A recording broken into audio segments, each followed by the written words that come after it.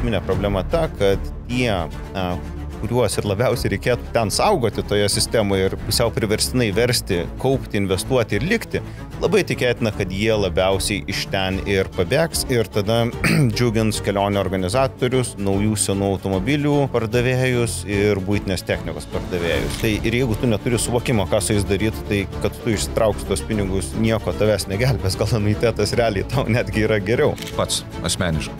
Kokį sprendimą priimti? Aš tikėtina, kad trauksiuosi iš sistemos, bet ne dėl to, ką daugelis įvardina argumentais, ypač politikai, kai įvardina, kad čia mažai uždirba dar kažkas. Aš esu labai patenkintas savo pensijų fondo rezultatais ir grąža. Man viskas ten puikiai tinka.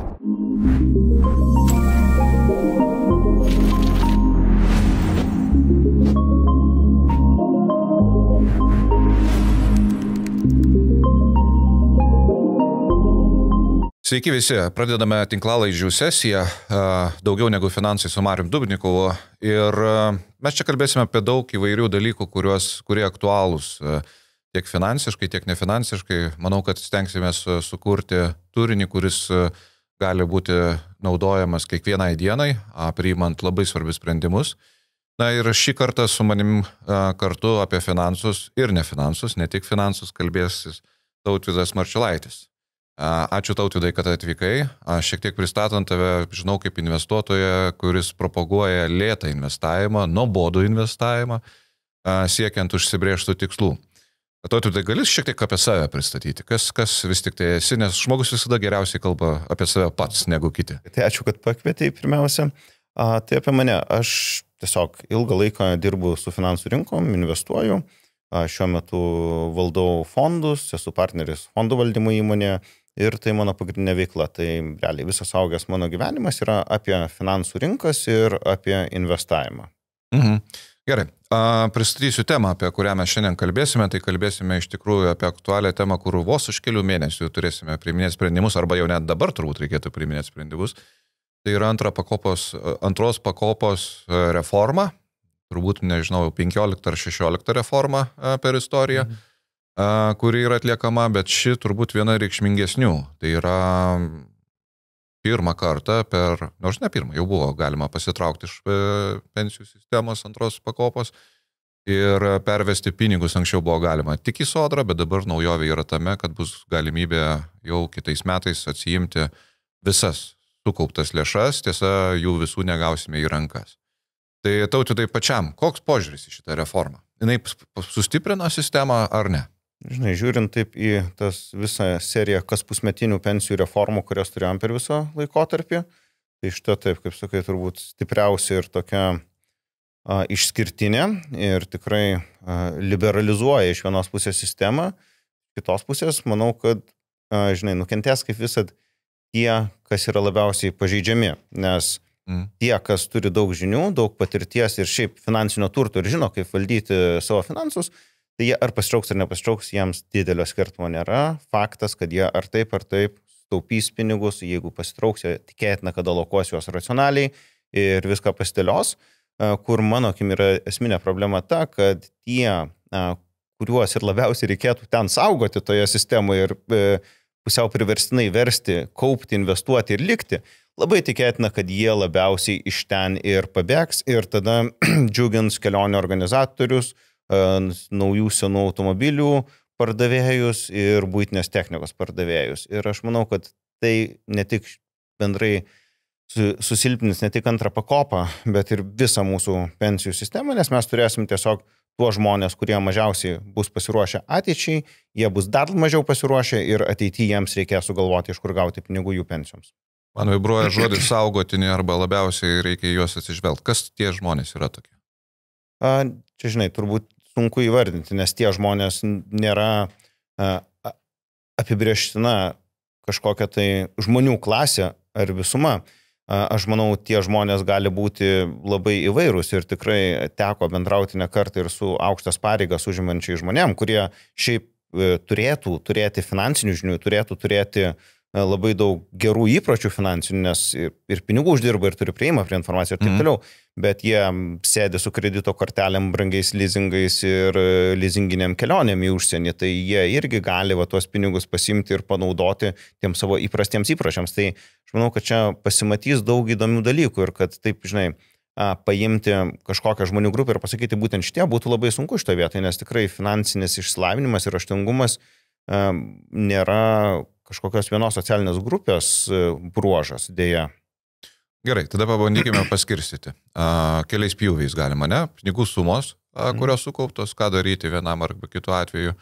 Antras dalykas, kiek aš žinau apie sakykime, pačią sistemą pensijinę ir vat, būtent netgi būdamas vadovas, nebūtinai tu turi suprasti, kokį čia sprendimą daryti.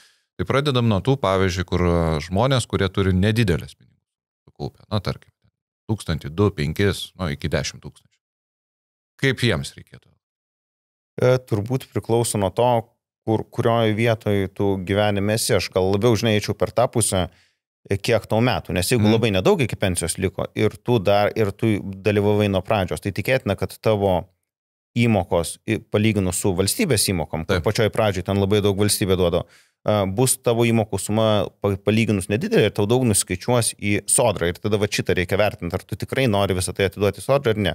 Bet bendrai žiūrint, aišku, ta maža suma, jeigu jinai nesiekia anuiteto, tai tu ir taip ją atgausi, jeigu tau netoli iki pensijos, tai tada čia aktyvių veiksmų turbūt nelabai verta daryti. Kitas klausimas, jeigu tu jaunas ir dar nedidelę sumą sukaupęs, bet čia yra turbūt toks aktualiausias klausimas, ką tiem žmonėm daryti, kurie neseniai atėjo į sistemą ir ar jie sugebės toliau patys kaupti, jeigu pasitrauks iš sistemos, ar vis dėlto jiems reiktų likti sistemoje ir toliau kaupti. Ir toks labai asmeninis klausimas, jeigu žmogus žino, kad jis galės tikrai pats kaupti pinigus ir turi kažkokių įrankių ir supratimo, tuomet, manau, galimas variantas ir pasitraukti ir tiesiog likvidžiai kaupti ten, kur tau patinka ir tiesiog to užsimti be valstybės, sakykime, be pensijų fondų pagalbos.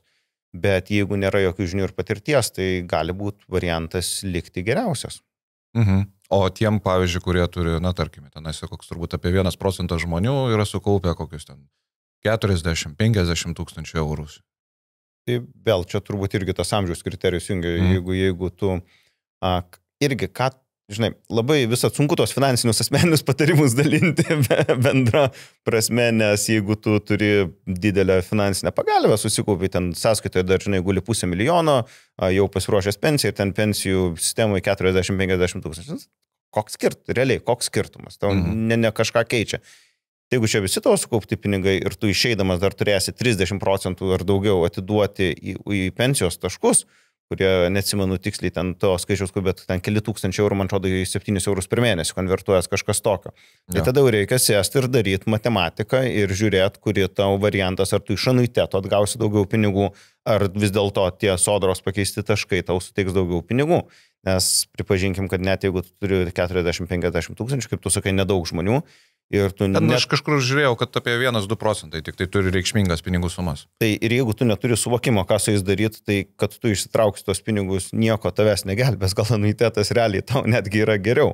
Tai... galima visą laiką raudoną kabrioletą nusipirkti. Taip, tai va čia, jeigu šitą, žinai, gyvenimo poreikis yra svarbesnis už pensiją saugę, tame taip. Gerai, žiūrint į Europos Sąjungą, iš tikrųjų nedaug valstybių labai liberaliai leidžia disponuoti pinigais. Kaip tavo manimu, kodėl? Manau, kad visi aiškiai supranta, kad jeigu tu leisi liberaliai... Taip labai abejoju, ir visi, nes pažiūrėjus į sprendimą, pasakyčiau, kad ne visi... Žodis, taip, tu teisus, šitam kontekste visi yra per stiprų žodis, bet šiaip racionalų žmonės supranta, kad dalis žmonių yra racionalūs, dalis ne, ir kad dalis netgi neturi įrankių tapti racionaliais, ar neturi galimybių, resursų tapti racionaliais. Ir dėl to tam, kad nereikėtų ateityje didinti mokesčių arba skolintis, nes dalis žmonių vis tiek nesukaups liberalioje sistemoje nesukaups tiek, kiek reikia pensijai, nes tos sumas yra didelės. Patys žinom, kad tai nekalbam apie labai mažus pinigus ir kad tas darbas turi būti nuoseklus. Tai, manau, yra tiesiog bendras supratimas tarp racionalių žmonių, kad nepavyks pasiekti be tam tikro priverstinio tokio ar stipraus pastumėjimo tas pensijų sumas, kurio reikia, ir tada valstybė turės rūpintis, o valstybė ką reiškia? Tai arba skola, arba papildomi mokesčiai, ko niekas nenori. Ir visada maniau ir turbūt manysiu, kad tam tikra priverstinė dalis tokio tipo sistemų yra tiesiog būtina. Kitaip, tie žmonės, kurie rūpinasi savim ir savo ateitimi, turės sumokėti už tuos, kurie šiandien nori gyventi džiugiai, o sulaukia pensijos, nori rėkti, kad jiems nieko neužtenka ir valstybės nesirūpina. Ne, tai didžiausia prievartos mechanizmas, didžiausias, vėlgi, vienas didesnių prievartos mechanizmų yra pati pirma pakopa iš principo. Nes jeigu leistų nusibraukti tą dalį, kurią keliauja į sodrą, turbūt irgi būtų daug žmonių, kurie sugalvotų, kad aš savim tikrai pasirūpinsiu senatvėje. Taip, kiek, tiksliai nepasakysiu kiek, bet turbūt apie 15% grinai į pensiją eina, jeigu taip žiūrėti pagal tą, nes ten išskirstimas į sodrą iš tų į fondą įmokų yragi labai daugam, bet turbūt tarp 10-15% aš taip rezumuočiau, kad keliauja į pensijų grinai sistemą, į tą pirmą pakopą. Tai žinai, 10-15% pajamų aš irgi mielai pats investuočiau ir sakyčiau, ačiū, man nereikia valstybės paramos senatvėje, aš susitvarkysiu pats, bet to niekas taip nesiūlo. Ir vėl, aišku, labai juokinga, kai kalbam apie antros pakopos grąžą ir kiek iš to pinigų gausi ir taip toliau. Ir tai yra taip neigiamai kalbama, bet kai paskaičiuoji įmokas į pirmą pakopą ir ką tu atgausi, tai supranti, kad tu sonuoji sistemą, kad tu esi donoras šitos sistemos ir tu... Čia vėlgi priklauso nuo pajamų, nes jeigu kad ir antra pakopa, kas daugiausiai naudos kai gauna? Gauna tas, kuris turi mažiausias pajamas iš tiesų. Taip. Nes valstybės parama yra procentaliai vis didesnė. Estijos pavyzdys. Turbūt apie pusę žmonių išsiėmė pinigus. Nepamenu tikslių skaičių, bet daug. Ten buvo apie Kempą, aš dabar galvoju Pempro, jo, ta prasme. Dabar įvairiais prognozijos Lietuvoje 40-60%. Ta prasme yra prognozuojama, kad žmonių pasitrauks, pinigų turbūt gal net daugiau gali pasitraukti.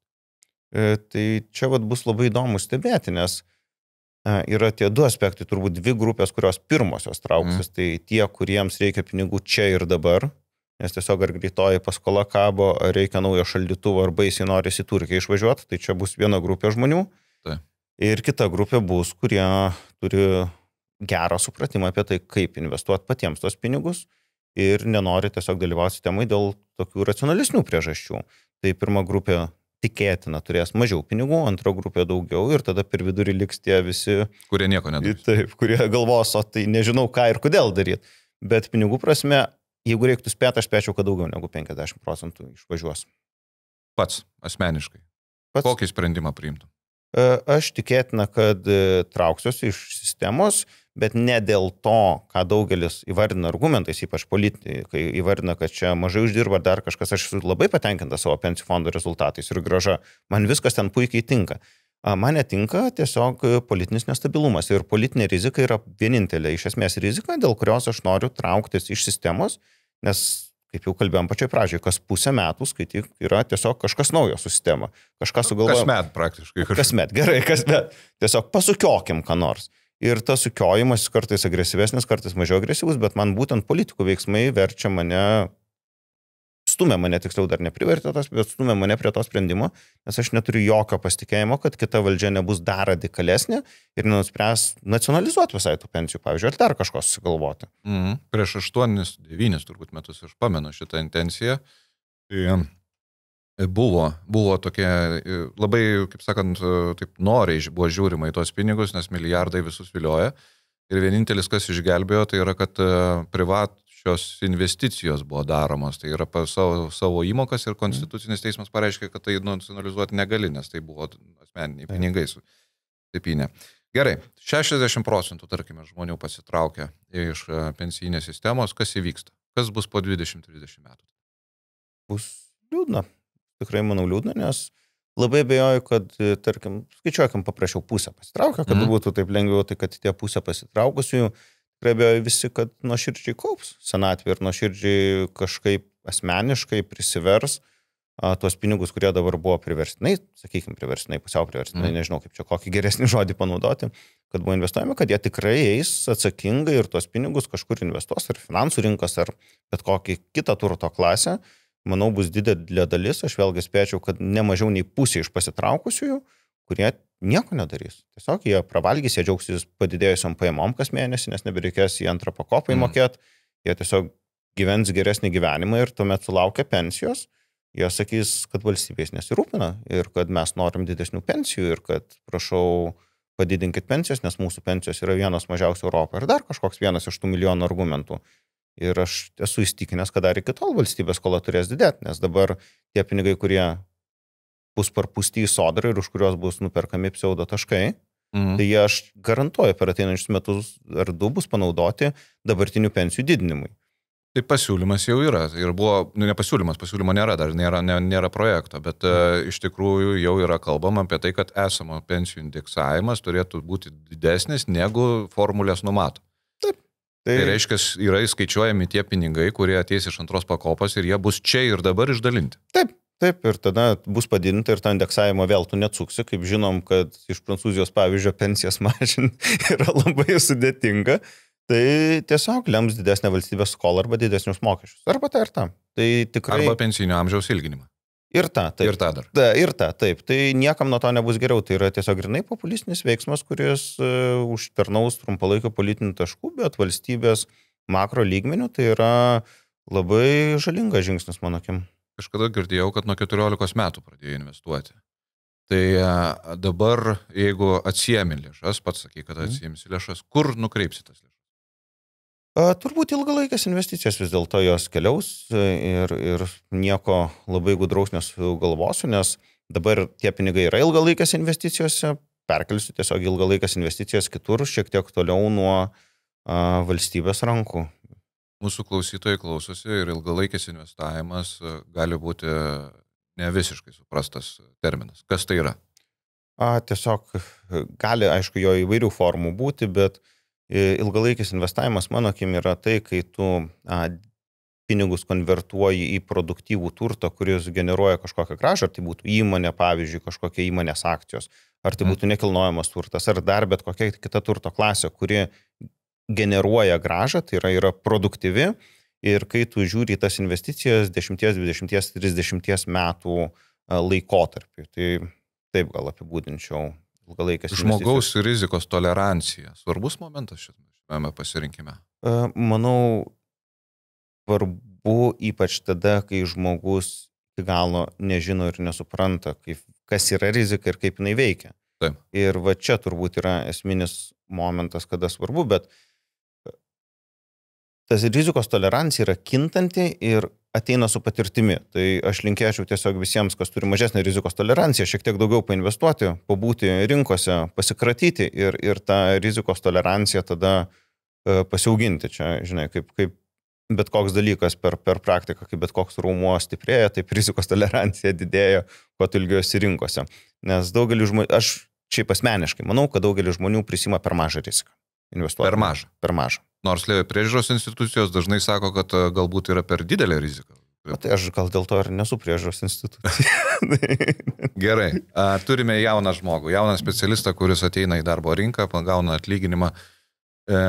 Tokiam žmogui ilgalaikės investicijos, kas turėtų būti? Akcijos ir alternatyvos, kaip pavyzdžiui, netgi kripto dalis ar dar kažkas, kurios turėtų labai didelį grąžos potencialą su galimybė prarasti visus pinigus, bet asimetrišką rizikos grąžos profilį. Tai yra, tu gali prarasti viską, bet gali labai daug kartų padidinti per, tarkim, 50 metų savo investiciją. Tai tokios alternatyvos investicijos, jeigu taip žiūrint žemiškiau, tai, pavyzdžiui, privatus kapitalas ar ten dar kažkas, aišku, ne visiems prieinama, suprantu, bet tiesiog agresyvios alternatyvos plus akcijos, mano įsivaizdavimu. Gerai.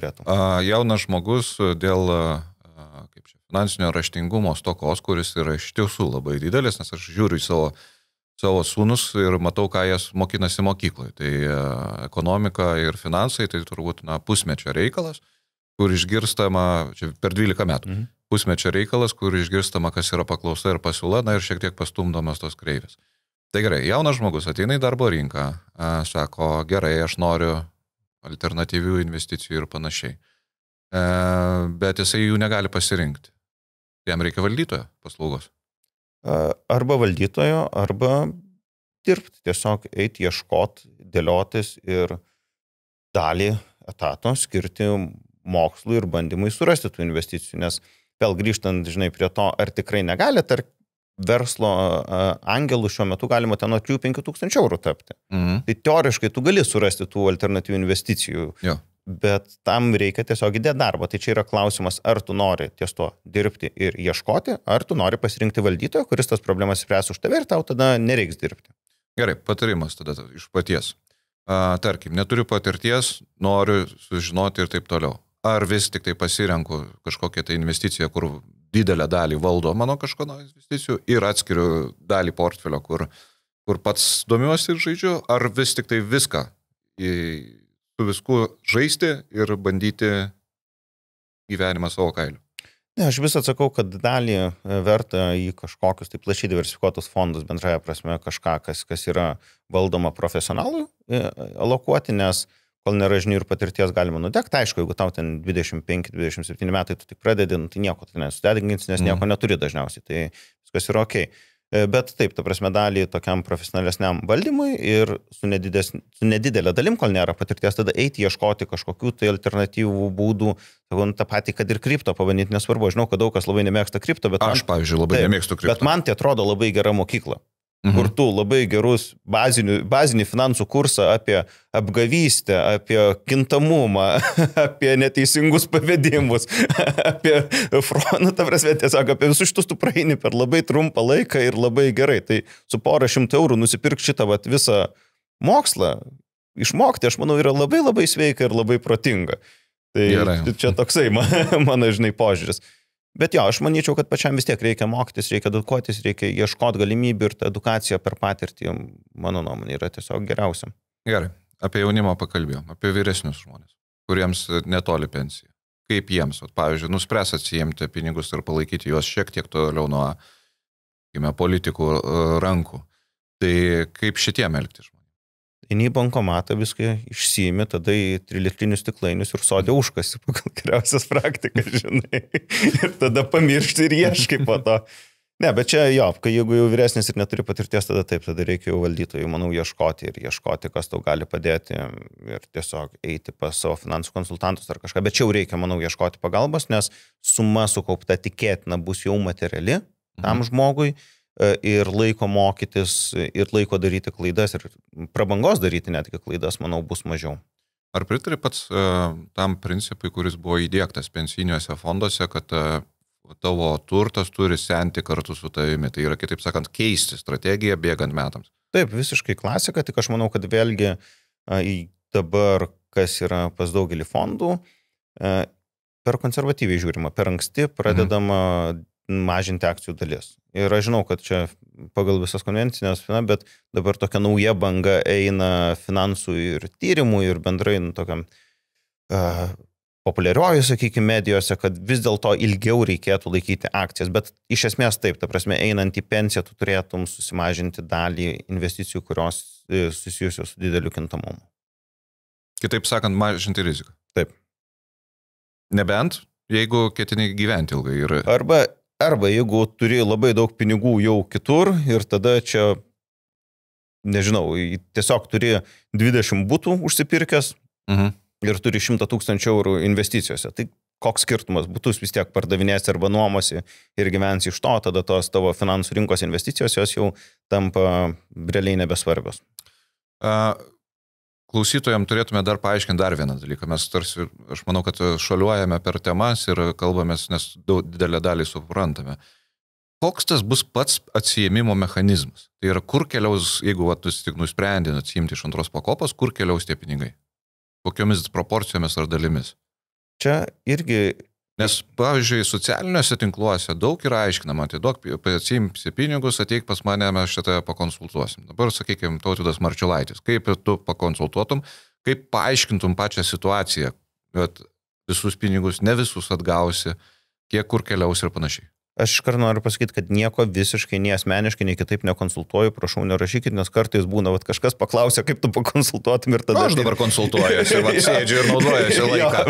Bet nerašykit, aš nekonsultuoju nieko visiškai, bet reikia pažiūrėti, į Sodro yra tie skaičiai, prisijungus prie asmeninio portalo, kiek valstybė įdėjo, kiek tu, ir tada paskaičiuot. Tie skaičiai priklauso labai nuo to, kada startavai sistemoje ir kiek šiaip įmokėjai. Pas visus jie bus skirtingi, bet taip aš sakyčiau, vidutiniu atveju tarp 10 ir 30% keliaus atgal į sodrą nuo tavo turimoji antros pakopos. Dabar kaip skiriasi tie, kurie sumokės į sodrą daugiau, tie, kurie ilgai kaupia, ar tie, kurie trumpai kaupia? Tie, kurie ilgai kaupia, tikėtina sumokės daugiau, nes pačioj pradžioj sistemos buvo labai didelės paskatos iš valstybės. Ir jos sudaro tada nemažą dalį, nes bent jau kiek man teko atveju matyti, nebent kažkokiais skirtiniai atveju, kur labai didelį atlyginimą ar kažkas, bet vidutiniu atveju tie, kas vėliau atėjo, jiems mažiau, nes valstybės paskatos tiesiog per laiką mažėjo. Tai jiems mažiau nuskaičiuos.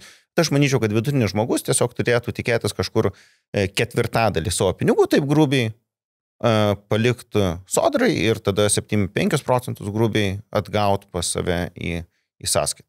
Nes atgauni visas įmokėtas sumas, kurias pats mokėjai, tai yra nuo 19 metų, nes iki tol buvo sodriniai pinigai, ir plus uždirbta pelną, teisingai? Gal šiek tiek anksčiau, jeigu irgi papildomai kaupė ir mokėjai, ten priklauso, kokį tu buvai pas darbdavį pasirinkęs, aš atsimenu, dar galėjai pas darbdavį rinktis, ar nori ten kažką, nenori, buvo ten tų dalykų. Ir tada plus, taip, grąža, investicinės grąžos tavo niekas nelies. Valstybė, kaip bent aš suprantu ir ką aš iki šiol skaičiau, nesikesina į grąžą nuo jos įdėtų pinigų. Tai tau tiesiog investicinė grąža lieka. Taip. Ir tą sumą jau galėsi disponuoti. Be mokesčių nuskaitimo, kaip suprantu, nebus. Kol kas visi sako, kad nebus mokesčių nuskaitimo. Aš girdėjau šitą idėją, kad buvo iškelta, kad galbūt nuskaičiuoti, bet lyg ir be to. Ir tu tiesiog atgausi tuos pinigus į sąskaitą. Gerai, dabar tiem žmonėm, kurie vis tik tai yra linkę likti pačioje sistemoje, ne? Gal tai vis tik tai geras mechanizmas? Likti. Turbūt yra žmonių, kuriems tai yra geras mechanizmas. Jeigu nebūtų politinės rizikos įvelta, jeigu aš galėčiau eliminuoti iš viso šito politinę riziką ateities, aš sakyčiau, kad nemažai daliai žmonių tai yra gera vieta likti, nes tai... Kodėl? Sukuria tą užtikrintą kaupimą. Tai priverčia tiesiog kas mėnesį pervesti pinigus į kažkokias investicijas. Šiuo atveju pensijų fondus, bet tai tiesiog priverčia investuoti bent dalį savo pinigų. Tau nereikia asmenės disciplinos, tau nereikia asmeninių pastangų, tau nereikia nieko. Ir vien tai jau yra labai didelis privalumas, nes kiek man tenka matyti, daugelis žmonių neinvestuoja todėl, kad trūksta pinigų. Jie neinvestuoja todėl, kad trūksta disciplinos. Ir noro visada atsiranda svarbesnių kažkokių dalykų. Tai vien šitas mechanizmas yra labai labai vertingas ir žymiai vertingesnis negu daug kas įsivaizduoja. Na ir tada, aišku, yra valstybė paskatos, tada mokestinė lengvata išsimant tos pinigus ir taip toliau. Bet vidutiniam žmogui aš manau, kad tai būtų labai geras tema, jeigu kažkas galėtų pažadėti, kad jinai nesikeis ir iš esmės nebus judinama ateinančius 20 metų. Tai trumpai. Agituotum pasiimti ar agituotum pasilikti? Aš nenoriu agituoti, nes pažiūrėjus vien į mūsų kolegų mes šešiese atskaičiavom savo šitus variantus, visiems tie skaičiai yra antiek skirtingi ir situacijos yra antiek skirtingos, kad netgi aš su savo komanda kalbėdamas negalėčiau pasakyti, ką jums reikia daryti. Tai, žinai, dabar 1000 žmonių ar 10 000 žmonių sakyti, ką reikia daryti, aš tikrai nedrįsiu. Bet iš esmės, ilgalaikis investavimas, tai jisai apsaugo nuo kritimų, sakykime. Ne, kritimai yra natūrali gyvenimo dalis ir čia irgi tas suvokimas turi ateiti, kad rinkos kyla, rinkos krenta, būna visaip, kas 5-6 metus ateina didesnė krizė, kiekvienais metais gali tikėtis, kad tavo investicijos apie 10-15% nukris tam tikrų momentų per tuos metus. Šiais metais matėme kovo mėnuo su Trumpo atėjimu ir visais viražais davė savo rezultatą. Taip, ir tai yra natūrali proceso dalis ir prie jo reikia pratintis, prie kritimai tiesiog čia kaip lietus kartais arba kad sninga Lietuvoje, gal ne visiems patinka, bet tu žinai gyvendamas Lietuvoje, kad ir lietaus ir sniego gausi ir bus minusas kažkada, tu dėl to turi ir striukę ir tu šiaip nenusistebi išėję žiemą į lauką, kad šalta, ką daryti. Taip ir rinkose tu turėtum žinoti, kad kartais kyla, kartais krenta ir kad tai yra natūrali proceso dalis ir su to tiesiog reikia sugyventi, to nereikia bijoti, to nereikia išsigąsti, tiesiog taip yra. Gerai, kalbame apie antrą pakopą ir antros pakopos dar viena dedamoji dalis anuitetas.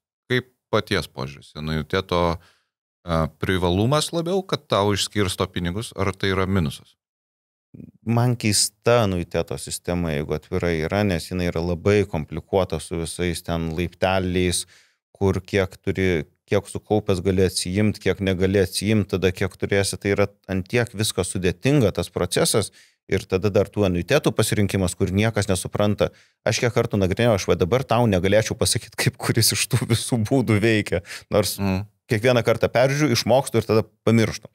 Tai man visas tas komplikuotumas yra labai sudėtingas ir aš manau, kad turėtų būti labai paprastai, tiesiog nori pirkti anuitetą, perki anuitetą už protingą kažkokią kainą, nes valstybė turėtų sudėlioti tą kainą protingai už visus pinigus taškas, nenori pirkti anuiteto, sumoki kažkokią didesnę kainą už tai, kad nepirki anuiteto, gauni pinigų į sąskaitą laisvas.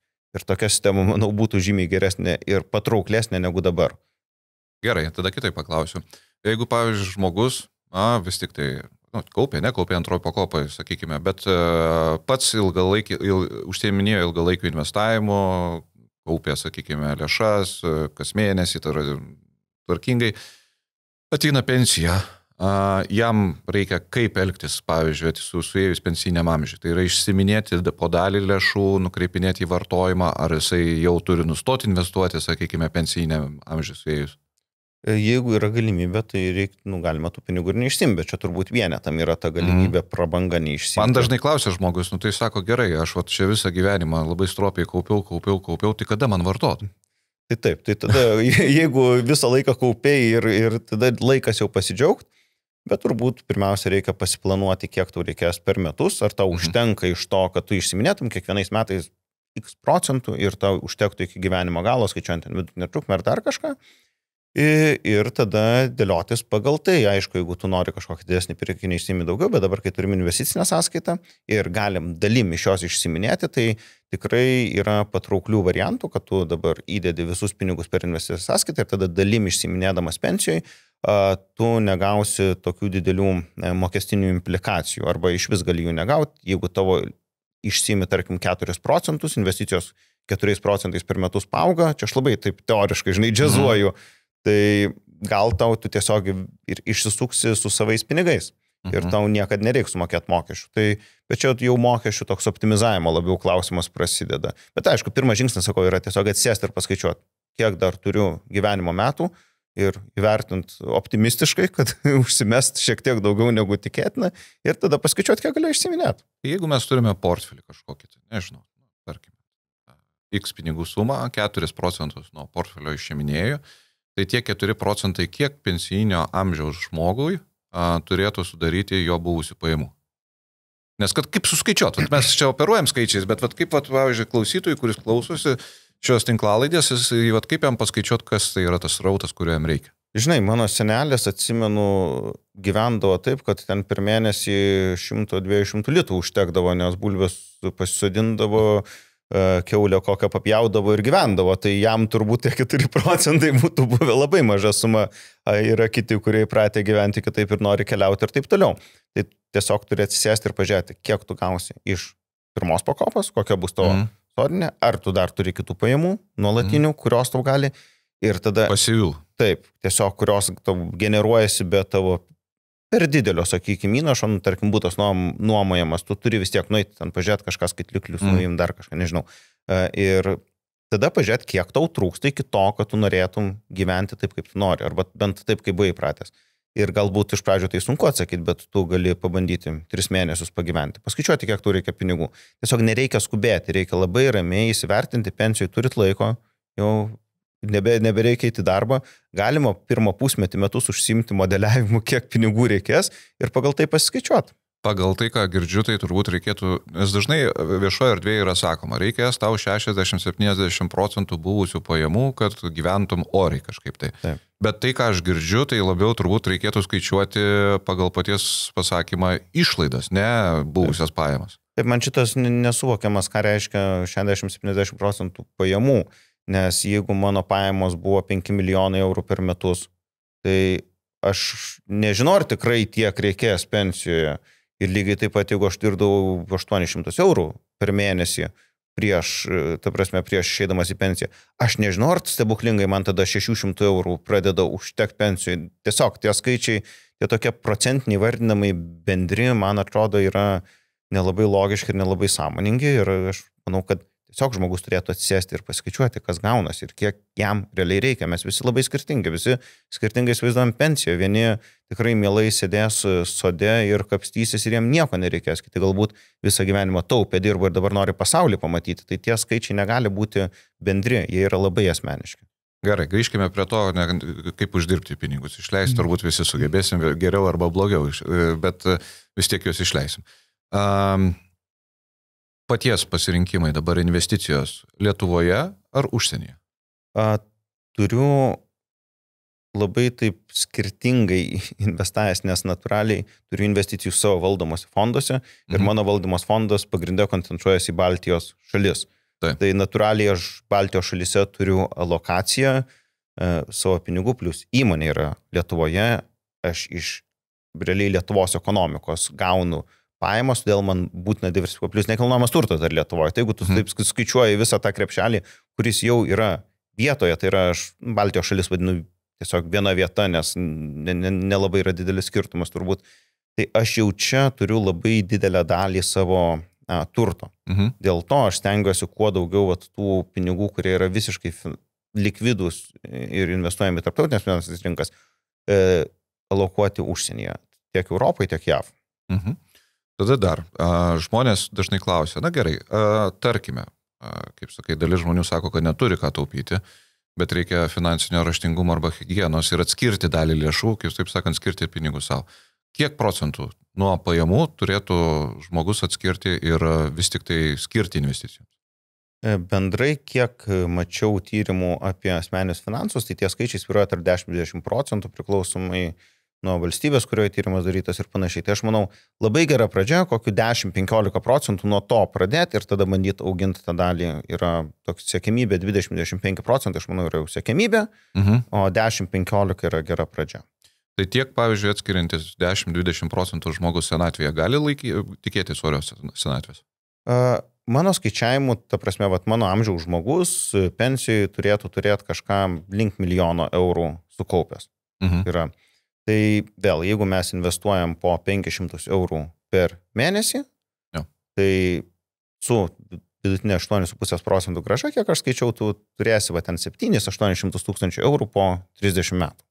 Kas man grubiai piešėsi į pensiją. Bet čia turi minti perkamąją galę, ar turi minti skaičių? Skaičių. Tiesiog mano skaičiavimas remtas to, kad aš skaičiuoju vidutinį atlyginimo augimą, užsimetęs ir pagal tai skaičiuoju, kiek bus vidutinis atlyginimas ir kiek tau reiktų pinigų, kad tu turėtum bent vidutinį atlyginimą, kaip vidutiniam žmogui. Tai čia iš tos pusės tas skaičius ten tarp pusės milijono ateina.